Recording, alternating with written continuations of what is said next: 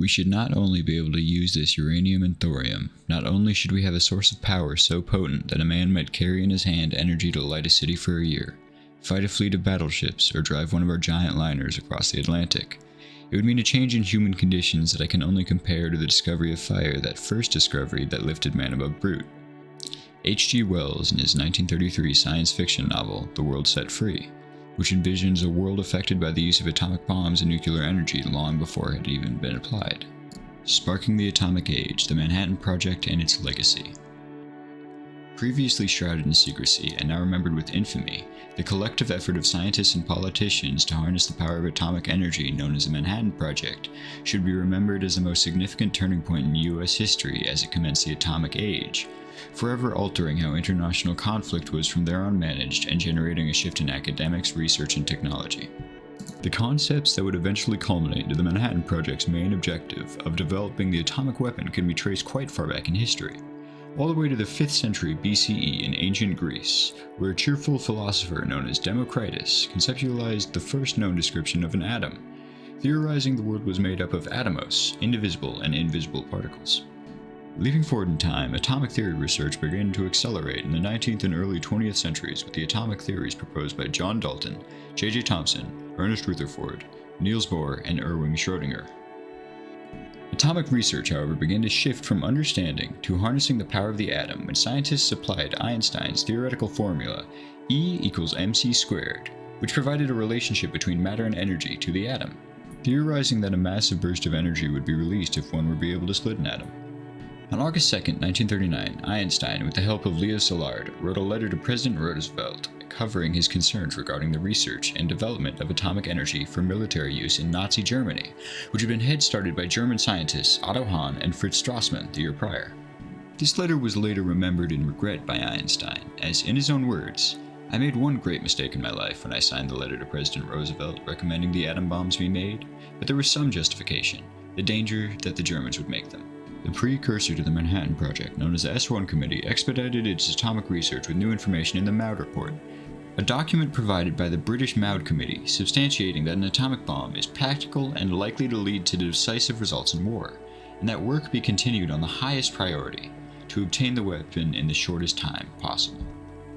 After Japan's attack on Pearl Harbor and the U.S. entrance into World War II, the S1 Committee sought help from the Army in need of resources for construction, leading to the formation of the Manhattan Engineer District on August 13, 1942, led by General Leslie R. Groves. 3 main sites were selected for the Manhattan Project by General Groves: Oak Ridge, Tennessee, which served as the headquarters for the project; Los Alamos, New Mexico, where the research behind designing the weaponry took place, led by the famous scientist Oppenheimer; and Hanford, Washington, the location of an enormous plutonium production plant. From the first self-sustaining nuclear chain reaction by the artificial reactor Chicago Pile 1 on December 2, 1942, to the first assembly of the atomic bombs in 1944, extensive progress had been attained from the undertaking of the many participants in the Manhattan Project. With this progress, discussion of the use of the atomic bomb had become vital. On May 10th and 11th of 1945, a committee met to establish a list of possible bombing targets with 3 main factors in mind. Favored targets were those with clear weather, and that would undergo maximum devastation and psychological impact. Under these conditions, the 5 main sites under consideration were the cities of Kyoto, Hiroshima, Yokohama, and Niigata, as well as the Kokura Arsenal as a military target. July 16, 1945, 5 hours, 29 minutes, and 45 seconds in the morning, the time when the world officially entered into the atomic age. The skies of New Mexico echoed from Alamogordo. Within the first atomic explosion in history, the Trinity Test, reactions to the Trinity Test were filled with relief, awe, and remorse, aptly described by George Kostiakowski. "This is the nearest thing to doomsday that one could possibly imagine. I am sure that at the end of the world, in the last millisecond of the Earth's existence, the last human will see what we saw." Though not solely responsible, the Trinity Test undeniably strengthened many of the project participants' opposition to the use of the atomic bomb. In a petition led by Hungarian-American physicist Leo Szilard and a report headed by German physicist James Franck, along with other notable scientists, advocated against the use of the atomic bomb on Japan due to the accompanying ethical complexity. Both the petition and report suggested the solution be the demonstration of the bomb, allowing Japan to surrender before unneeded harm. The decision to drop the bombs was not one made on a whim. nor was it without justification. Prior to the decision, the interim committee consisting of influential figures such as J. Robert Oppenheimer and Enrico Fermi provided a report arguing they saw no acceptable alternative to the use of the bomb. Further context can be pulled from the statements made by Secretary of War Henry Stimson, justifying the decision, acknowledging the potential number of casualties had the war gone in a different manner. On July 26, 1945, Truman issued the Potsdam Declaration, recommending Japan's surrender and warning Japan of prompt and utter destruction if the surrender were not to be accepted. The declaration was rejected by the Japanese, and the lamentable fuse of which would wreak devastation throughout Japan had been lit. On August 6, 1945, the B-29 bomber named the Enola Gay dropped the atomic bomb Little Boy only 550 feet from the target Aoi Bridge in Hiroshima. And on August 9, 1945, another B-29 bomber named Boxcar diverted from the Kokura arsenal due to poor weather condition and dropped the second atomic bomb, Fat Man, on the Mitsubishi Steel and Arms Works in Nagasaki. I had finished breakfast and was getting ready to go to the newspaper when it happened. There was a flash from the indoor wires as if lightning had struck. I didn't hear any sound, how shall I say, the world around me turned bright white, and I was momentarily blinded as if a magnesium light had been lit up in front of my eyes. Immediately after that, the blast came. I was bare from the waist up, and the blast was so intense it felt like hundreds of needles were stabbing me all at once. The blast grew large holes in the walls of the first and second floor.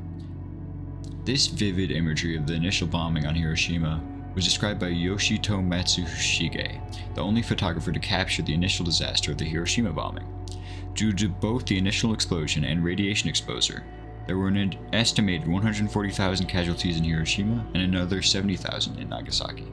On August 15, 1945, the decision to surrender was announced to the public via the jeweled voice broadcast delivered by Hirohito, the Emperor of Japan, referring to the employment of a new and most cruel bomb that would lead to the total extinction of human civilization. Japan's official surrender took place on September 2, 1945, aboard the USS Missouri, and thus the Second World War had ended with an explosive and devastating finale. With the main objective of the Manhattan Project accomplished, there wasn't a need for such a program from then on. Thus, on January 1, 1947, the U.S. Atomic Energy Commission took over the Manhattan Project's research, and on August 25, 1947, the Manhattan Engineer District was abolished, painting the end of the Manhattan Project. The Manhattan Project's legacy is still greatly significant today, just as it was directly after the fateful bombings on Japan. The weapon introduced to the world by the project brought upon a new atomic age. The most widely known impact of the project's creation was the idea of mutually assured destruction. The Cold War was the most significant example of this, a standoff of nuclear superpowers. In the 68th National Security Council paper presented to President Truman in 1940, the problem of the Soviet Union's access to the atomic knowledge is discussed. The conclusion directly contributing to the idea of mutually assured destruction is reached. They feared that the Soviet Union would attack the United States and that the US would not have enough atomic weapons to retaliate effectively, urging the government to invest in more production and research of atomic weaponry. In the wake of this frightening notion of self-destruction, many in power presented their opinions on the state of atomic relations and development. Albert Einstein and Bertrand Russell issued a manifesto acknowledging our shared human ancestry as a species of which no sane person desires to be entirely destroyed. Niels Bohr presented a letter to the United Nations describing the changes in warfare that the project had caused, and Eisenhower presented his own speech, recognizing the nuclear buildup of other world superpowers. What all these documents shared, however, was the same solution: sharing atomic research globally for the benefit of humanity. This goal, though not completely and not without conflict, has been partially reached. The research once used to bring close to many persons' lives now entertains, powers, and saves the lives of others. Just as the Manhattan Project left its mark on the world with the atomic bomb, it similarly left a mark on popular culture. In the decades after the Manhattan Project, many designs took inspiration from the nuclear world, such as artistic light fixtures and atomic-branded candies. Even today, the legacy of the Manhattan Project still resides in popular media, with popular film franchises such as Godzilla or video games such as the Fallout series. With the culmination of research founded during the Manhattan Project, revolutionary medical technologies such as radiotherapy treatments and PET scans had been developed in tandem. Some of the power that allows us to enjoy these recreations and life-saving technologies comes directly from the legacy of the Manhattan Project as well, with nuclear energy. Roughly 19% of the electricity generated in the United States comes from such sources. Not only is nuclear energy the future in sustainability, but longevity too, as it allows us to push our technology even further, which can be seen with the NASA Mars rover Curiosity, holding a plutonium-powered power system, prolonging its life and increasing our understanding of the universe. Undoubtedly, the Manhattan Project served as a turning point in international conflict and relations, with the dreadful concept of mutually assured destruction looming overhead. But let that not be the project's only legacy, as the Manhattan Project notably improved America and our society as a whole, presenting us with the directions that we only need to follow to turn the world down a worthwhile path.